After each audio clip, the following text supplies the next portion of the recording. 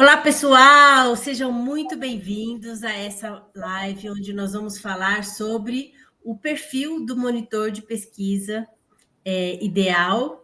E hoje, como sempre, tenho aqui um convidado especial, expert no assunto, que é o Daniel Nakazato. Para quem não me conhece, eu sou a Camille, sou médica, sou a coordenadora editorial do Saúde em Contexto. E, Daniel, para quem ainda não te conhece, se você quiser se apresentar para o pessoal, será bacana. Oi, gente, tudo bem? Primeiro, gostaria de agradecer, Camille, muito obrigado, o Portal Saúde em Contexto. É um prazer estar aqui nesse momento, fazendo essa live junto com você, para a gente falar de um assunto tão interessante, né, que é o perfil dos monitores.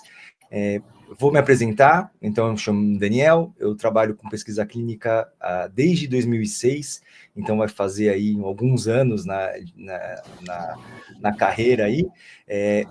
Passei por várias empresas, atualmente eu sou gerente de monitores, né? Eu sou line manager de monitores e trabalho numa CRO chamada Resolution. Legal, muito bom. Seja muito bem-vindo. Teve uma época que a gente fez muitas lives juntas, aí ano passado você estava muito atribulado, a gente fez menos lives, mas que bom que você está de volta. Essas lives são sempre muito, muito bacanas e você sempre traz um conteúdo muito atual de quem vivencia também o campo de batalha junto ali com os monitores. Tenho certeza que o aprendizado aqui nessa live de hoje vai ser, como sempre, muito bacana. Estou muito contente que você veio aqui gravar essa live conosco. E aí, Daniel, já vou começar colocando.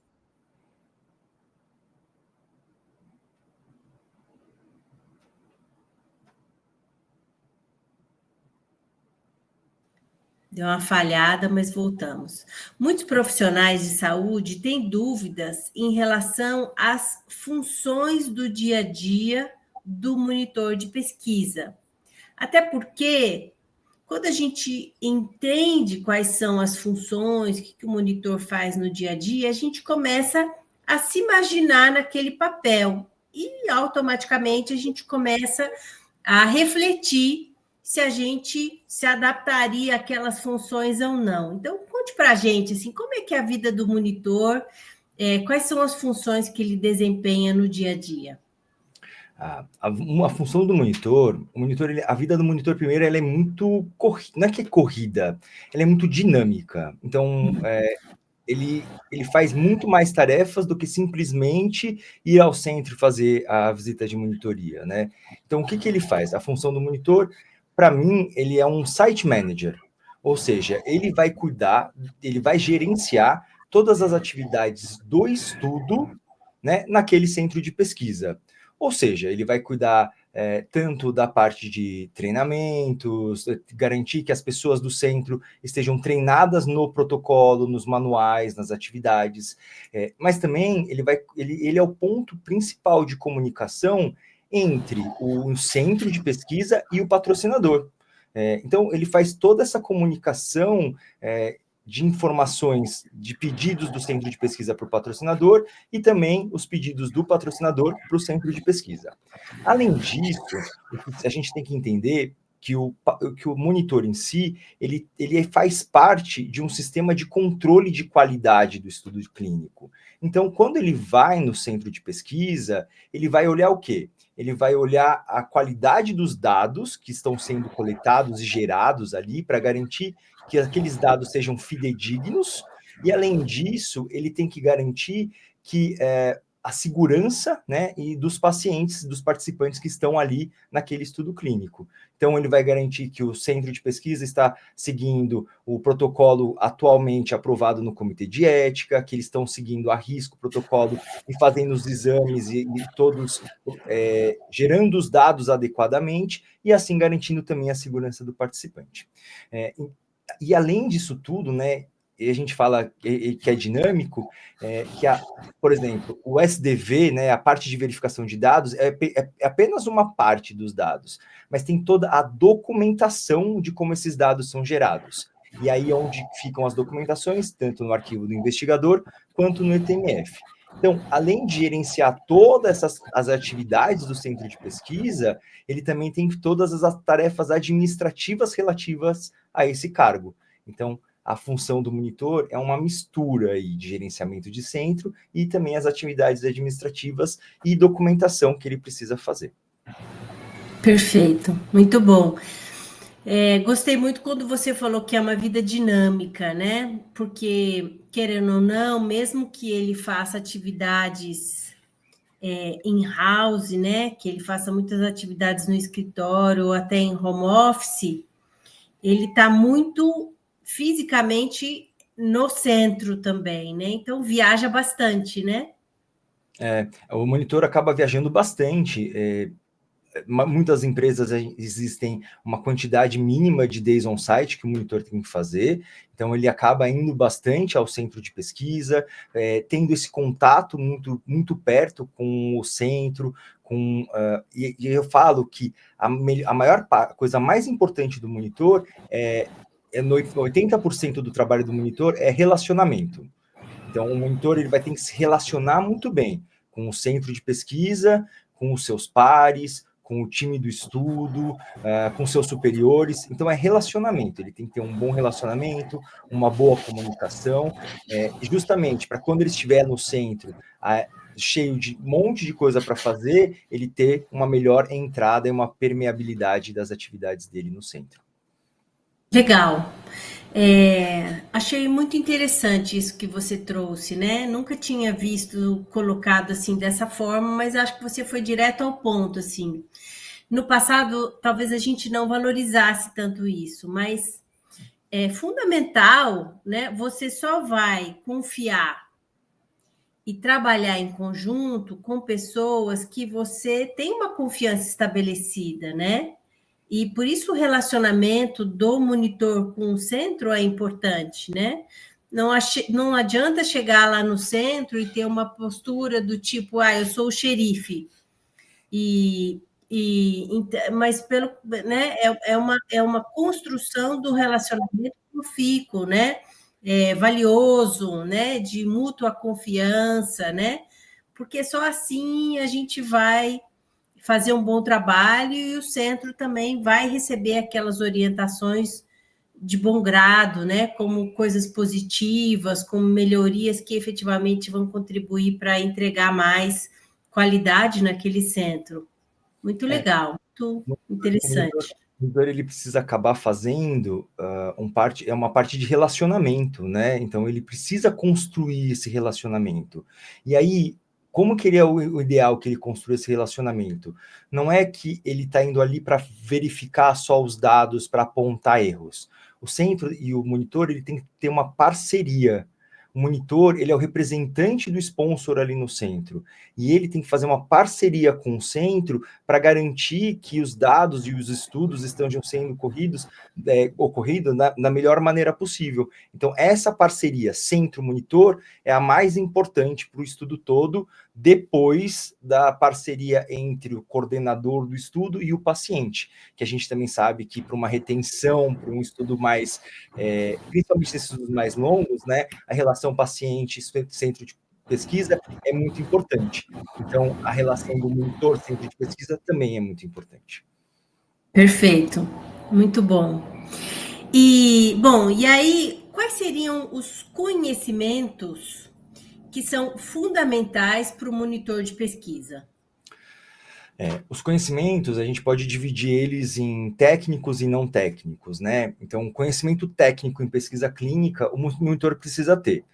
Claro que quando a gente fala de conhecimento técnico, também pode ser, por exemplo, a faculdade que ele faz. Então, a gente pode entender que o monitor, normalmente, ele vem de uma área da saúde. Então, independente da faculdade que ele faz, sendo na área da saúde, ele acaba tendo uma entrada mais fácil dentro dessa carreira de monitor.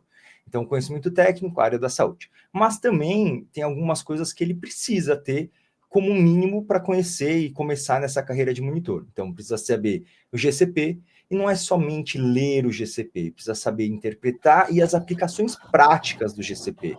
A gente está vendo agora, com essa mudança do GCP, do R2 para o R3, algumas documentações, que eles estão documentando melhor algumas coisas que a gente já fazia antes e também mostrando algumas outras importâncias que estão acontecendo.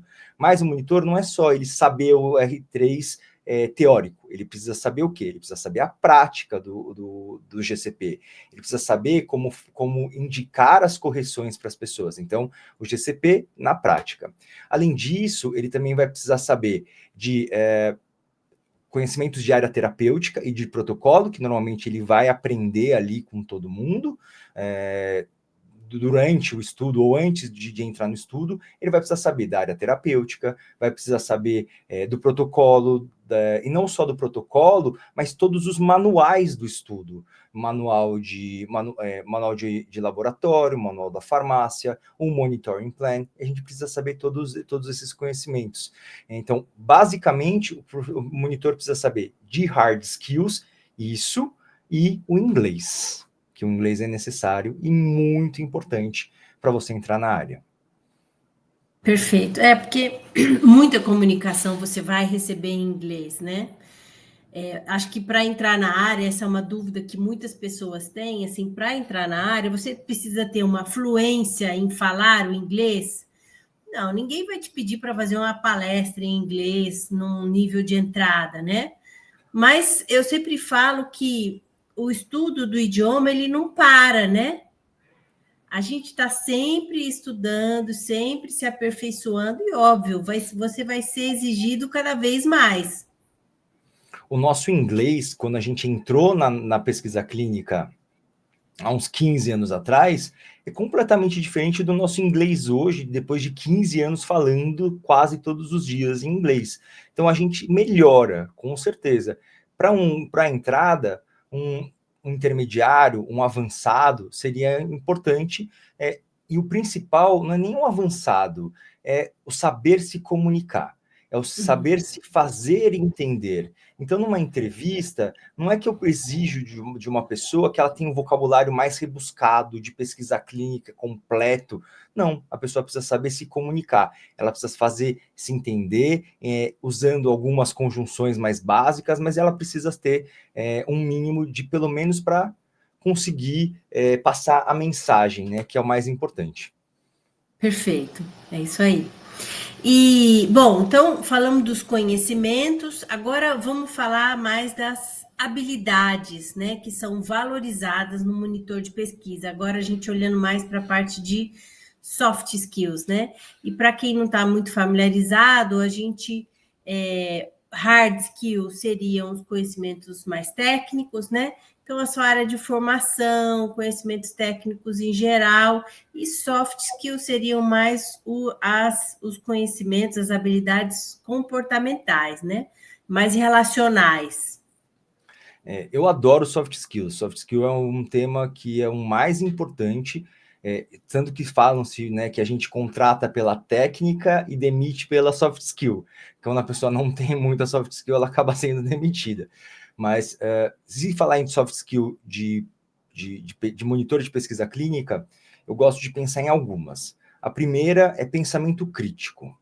E esse pensamento crítico, o que é pensamento crítico? É conseguir pensar, adquirir todas as informações com relação a um problema, fazer o link entre várias documentações. A gente sabe que na pesquisa clínica a gente está num ambiente altamente regulado, então tem muitas regras para a gente conseguir identificar e conseguir aplicar no mesmo contexto, e esse contexto muda, então são problemas que não são simples, os nossos problemas, são complexos. Então, esse pensamento crítico, ele se desdobra em resolução de problemas complexos, que hoje em dia é a nossa vida.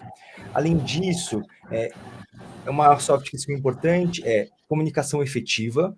O monitor precisa saber se comunicar, e não é uma comunicação assertiva, porque às vezes a assertiva não é a melhor.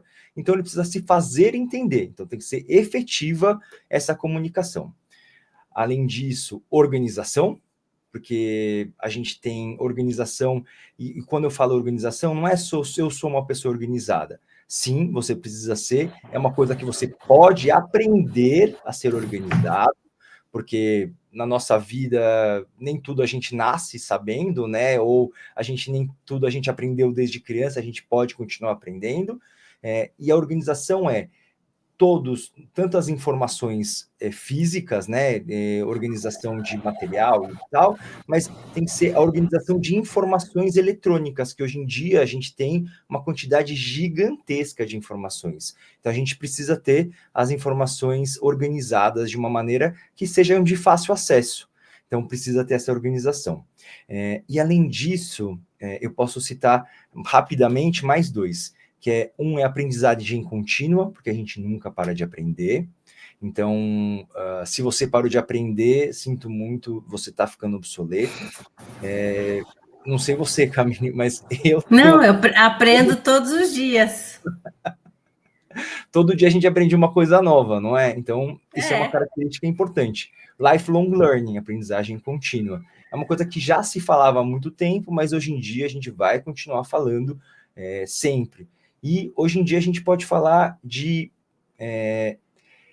essa parte de conhecimento de informática, esse conhecimento de técnico informático que está inovação, inteligência artificial, a gente vai precisar ter uma adaptação tecnológica rápida. Então, a gente precisa ter esse aprendizado tecnológico. Então, monitor, não só o monitor, mas qualquer pessoa da pesquisa clínica que não gosta muito de tecnologia vai precisar começar a aprender a gostar.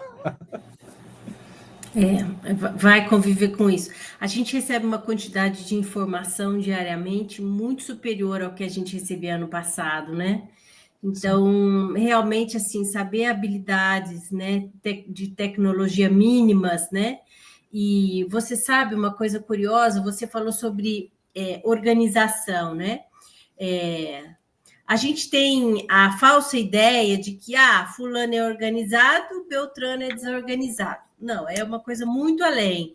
E a Renata, que sempre traz para a gente as aulas de boas práticas de documentação física e eletrônica, né?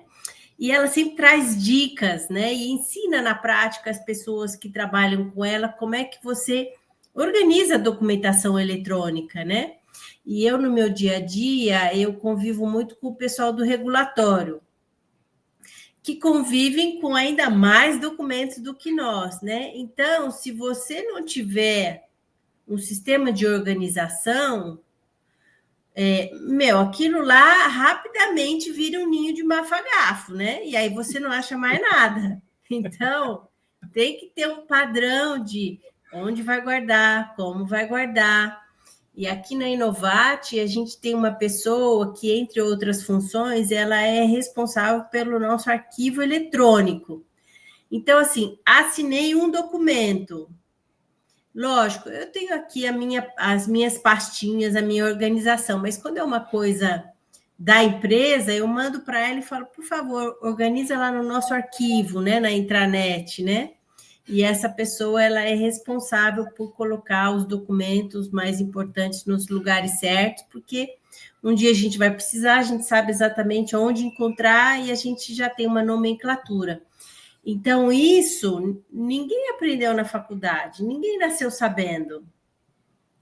Isso é um aprendizado relacionado à função, né, à área de trabalho, né? Você E falou a gente tem um videozinho, última coisinha. Não. A gente tem um videozinho ensinando sobre, eu até vou colocar o link aqui nesse vídeo, sobre boas práticas de documentação, um videozinho curto. Faz um sucesso aqui no canal esse videozinho, porque é útil, né? Nossa, é uma ótima indicação. Você falou uma palavra que eu acho que é muito interessante. Você falou em sistema de organização, porque a organização ela é muito ampla. Então, ela vai desde como eu organizo a minha mesa até como eu organizo um arquivo eletrônico. Como a gente está falando de muita gente que mexe nos mesmos sistemas, a gente tem que ter um sistema de organização. E esse sistema de organização, ele é criado baseado nas nossas experiências. Então, provavelmente você tem um sistema de organização, vocês implementaram o sistema de organização, e isso ajuda na padronização. que é uma coisa que a gente precisa de padronização de processos.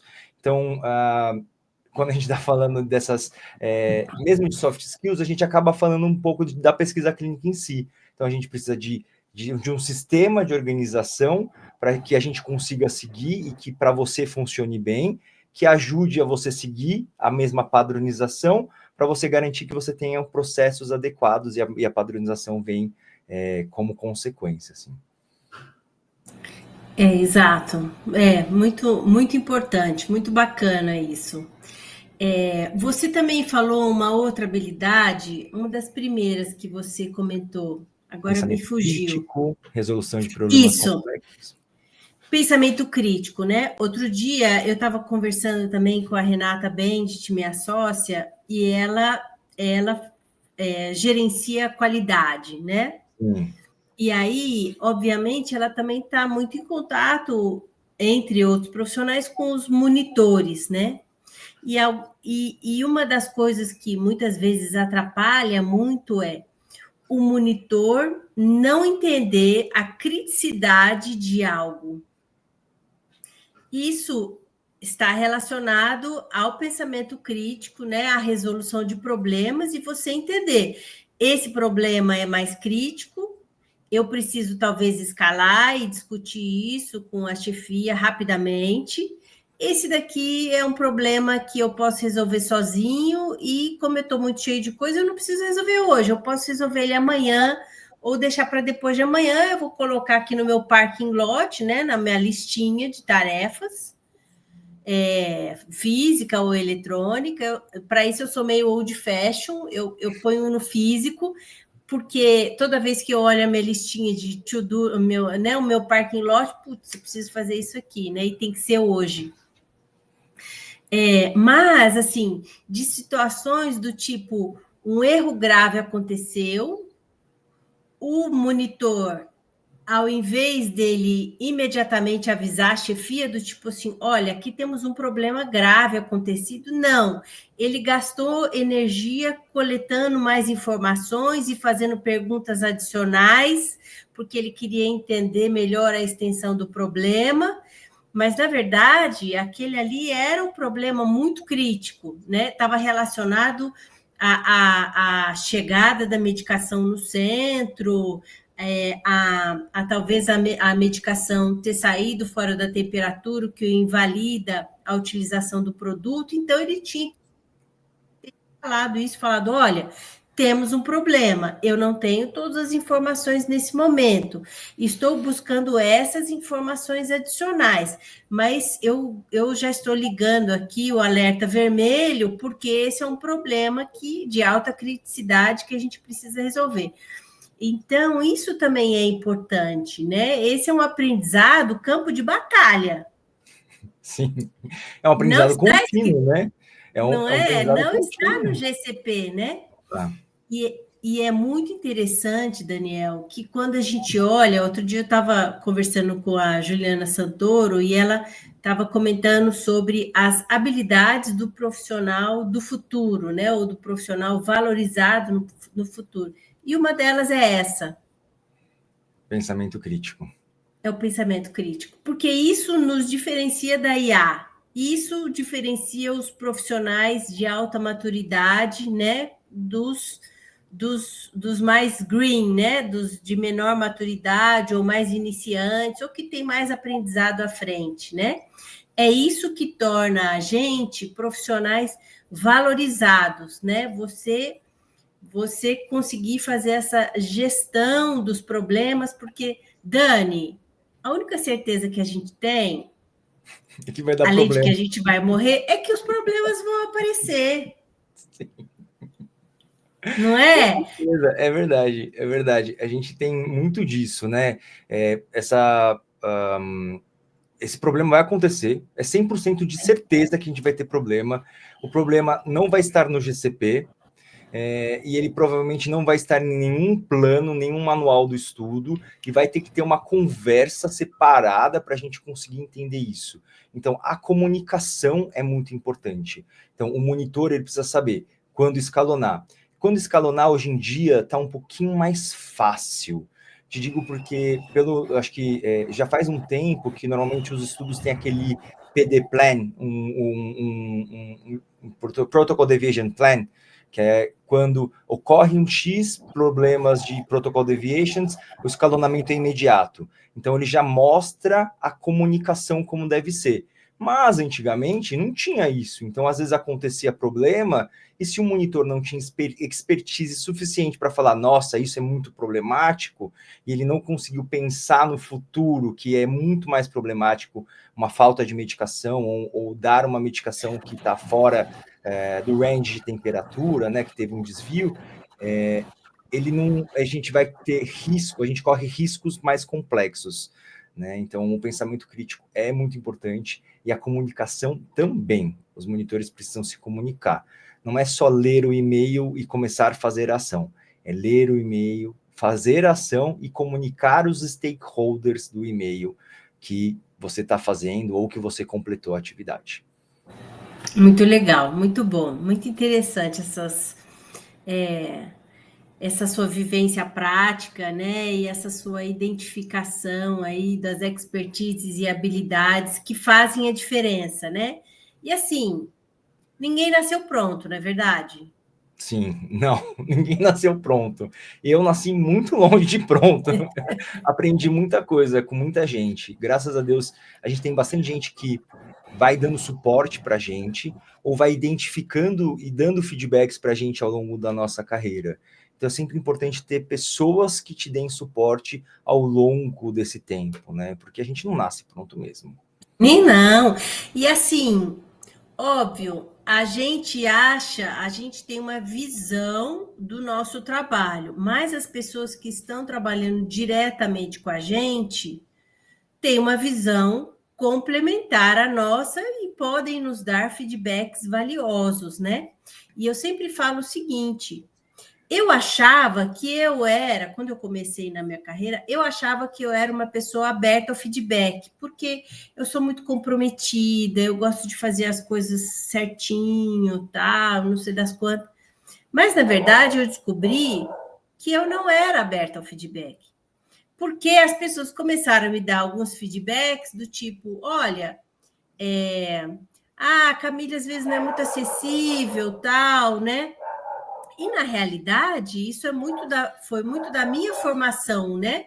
O médico tem muito um trabalho sozinho, né? Um trabalho, né, que não é exatamente em time, né? E a depender, obviamente, da função que ele exerce. Então, eu entendi isso, né? Então, assim, quando a gente está aberto ao feedback e a gente vê que o outro está trazendo aquilo de uma forma amorosa, de uma forma que vai nos tornar profissionais melhores, né?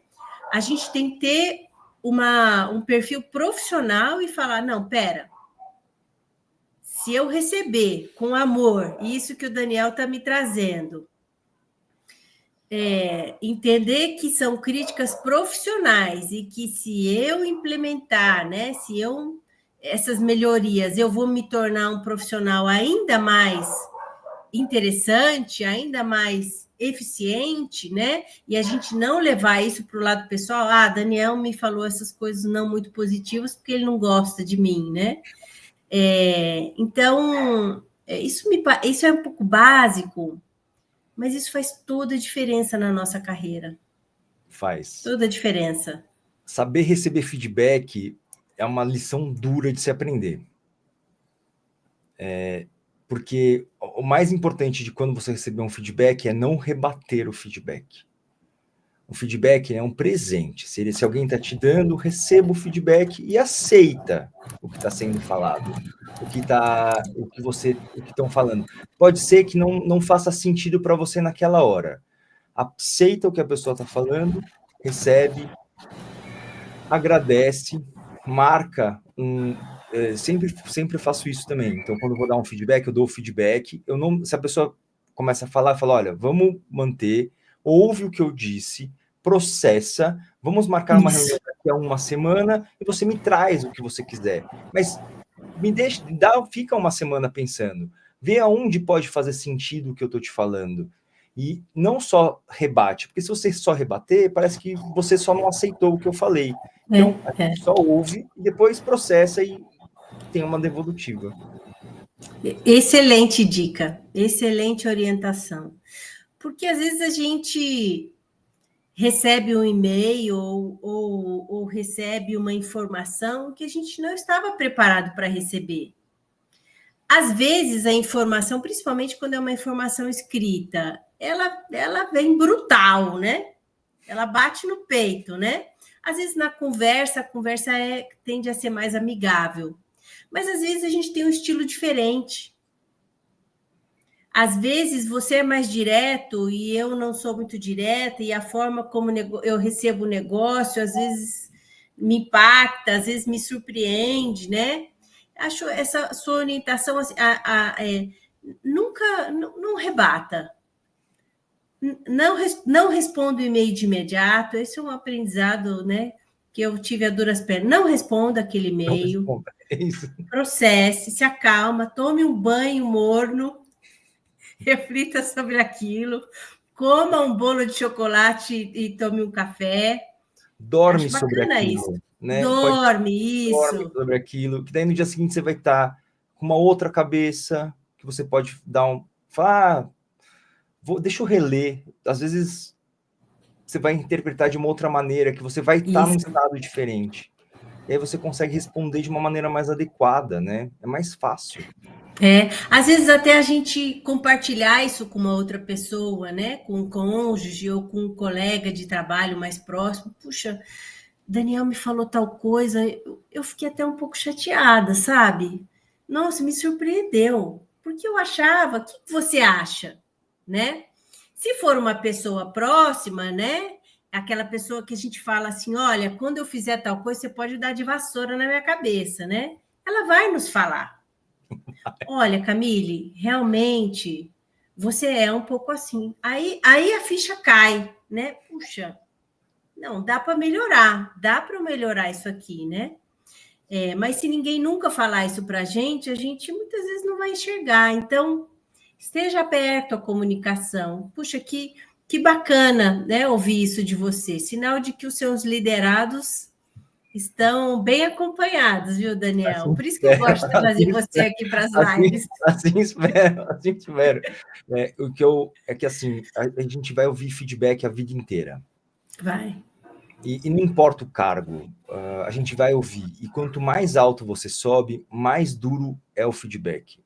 Porque assim, quanto mais a gente sobe, a gente vai receber feedbacks duros e diretos, não é duros, digamos, diretos. Sem papas nas línguas. Então, a gente precisa aprender a lidar com isso. É verdade, é verdade. Não tem muito a ver aqui com o assunto da live, né? Mas um dia desses, a gente tem visto muita ansiedade nos profissionais mais jovens, né? Principalmente os profissionais que estão entrando no mercado de trabalho, né? Sim. E, óbvio, ansiedade faz parte do dia a dia da humanidade, né? Todo mundo lida com ansiedade. A começar porque o volume de informações que a gente lida hoje em dia é muito superior ao que a gente lidava no passado. A gente recebe muita informação. E isso, obviamente, é um fator gerador de ansiedade, né? E tudo mais. O objetivo não é entrar aqui na raiz do negócio, mas eu atendi um rapaz de 17 anos, e aí ele estava falando que ele estava muito ansioso, né? E muito frustrado com alguns acontecimentos. E aí eu virei para ele e falei assim, olha, você é muito jovem, você tem só 17 anos, você tem uma vida enorme aí pela frente, e eu digo para você, você vai lidar com frustrações e com coisas que vão te deixar ansiosos ao longo de toda a sua vida.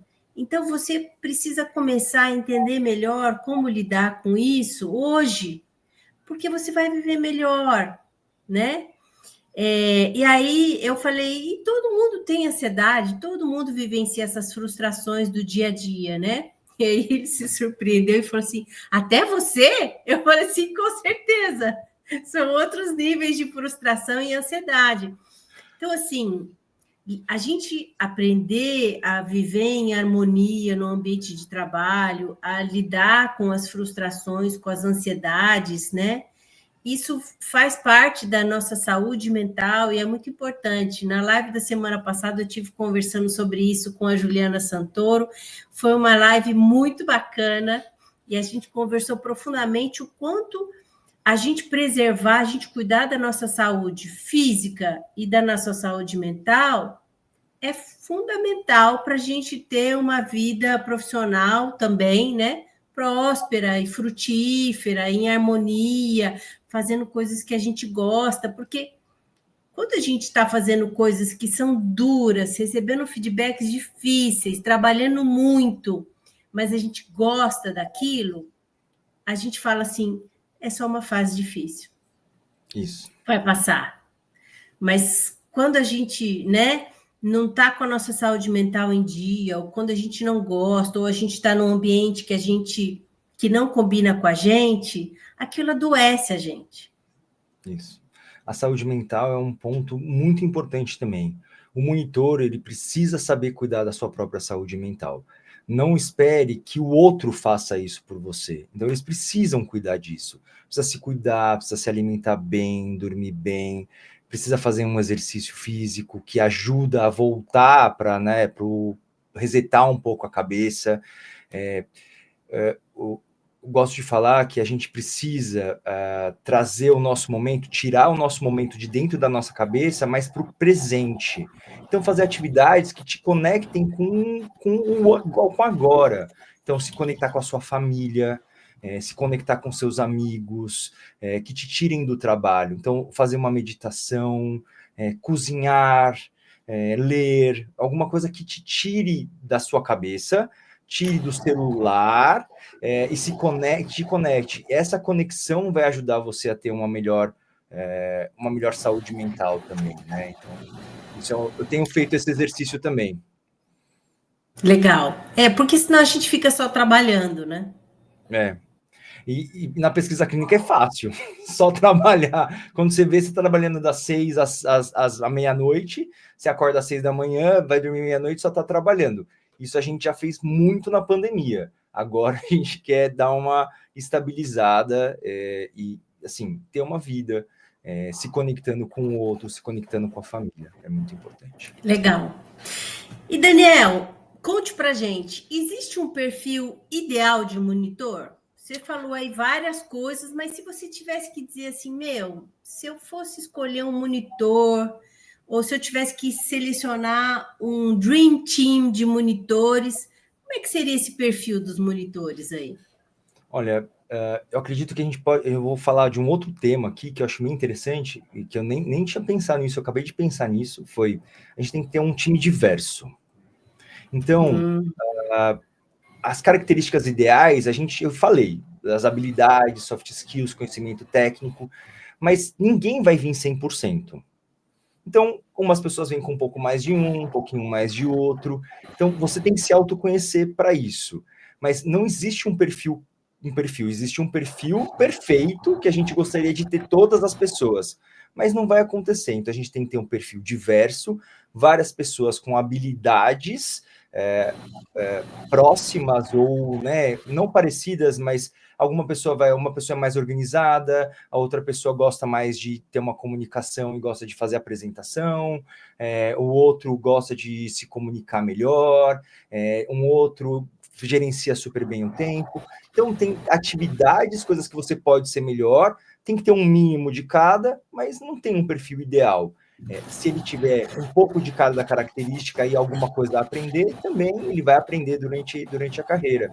Porque já dizem, né, que os líderes eles não nascem prontos, a gente é feito líder, a gente vai aprendendo a ser. Então, o monitor também. O monitor, ele é o líder ali do centro, ele não vai aprender, ele não sabe, nasceu sabendo tudo, ele vai aprendendo. Então, ele vai aprendendo as características, não é um perfil ideal, mas os mais próximos de todas essas características, eles vão ter mais facilidade de entrar no mercado de trabalho. Mas se você não tem, saiba que você vai poder aprender. Muito legal, é isso aí, aprendizado sempre. E para a gente identificar onde a gente pode melhorar, lógico, a autorreflexão é fundamental, mas o feedback e a ajuda do outro que está ao nosso lado também nos ajuda porque a gente tem sempre faces que a gente não está enxergando, né? E o A gente tem uma outro que face está oculta, né? Que a gente não nem a gente vendo. vê. Um ponto cego, né? Na verdade.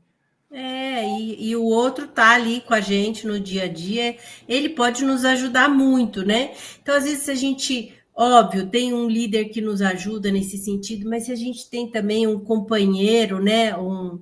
Um colega de trabalho mais próximo, que a gente tem a liberdade, né, de trocar ideias, faça pergunta, puxa, como é que eu estou indo? Daniel, me dê um feedback assim, na lata, verdadeiro, em relação a isso, o que você acha em relação ao meu trabalho? Né? Sim, Então, sim. a gente peça o feedback, porque quando a gente pede, às vezes a pessoa quer falar, mas falar, talvez se eu falar, a Camila não vai receber bem, mas se você pergunta, a pessoa vai falar. Sim. Muito bom. É muito importante a gente conseguir ver o outro, né? O outro estar aberto a esse feedback do outro, né? Pedir e dar e a receber de peito aberto para É isso melhorar, aí. né? É isso aí.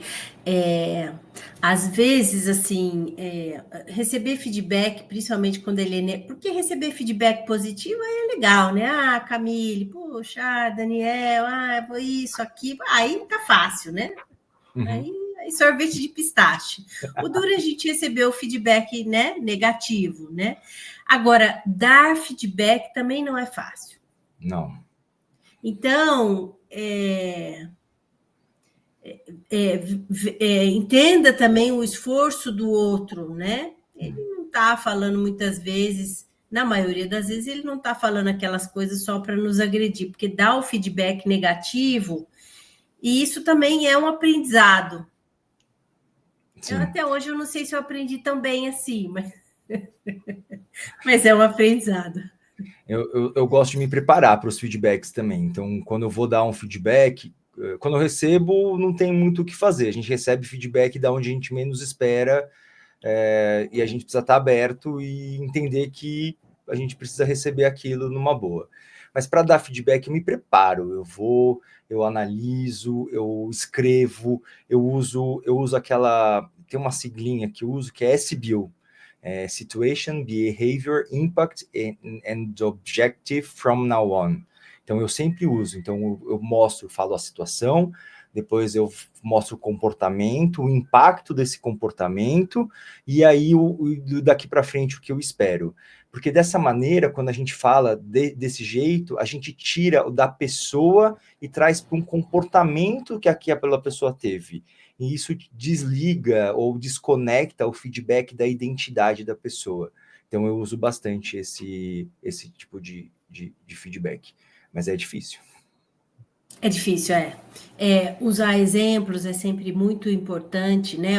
Naquela situação aconteceu tal coisa, porque aí aterriza o negócio, né? Isso.